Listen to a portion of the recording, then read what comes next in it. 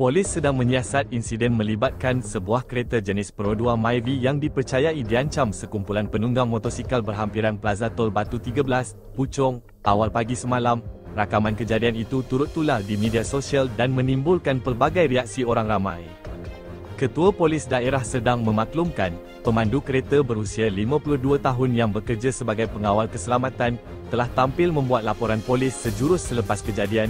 Beliau berkata, insiden berlaku sekitar jam 4 pagi dan pihak berkuasa masih meneliti punca sebenar. Menurut polis, kira-kira 20 penunggang motosikal dipercayai terbabit dan usaha mengesan mereka sedang dijalankan. Kes disiasat mengikut Seksyen 427 dan Seksyen 279 Kanun Keseksaan. Dalam rakaman yang tular, kumpulan motosikal dilihat bergerak rapat di sisi dan hadapan kereta, seolah-olah cuba menghalang laluan. Seorang penunggang turut dikesan memukul cermin serta menendang pintu pemandu. Situasi itu menimbulkan suasana tegang dan pemandu terpaksa memperlahankan kenderaan bagi mengelakkan kejadian lebih buruk.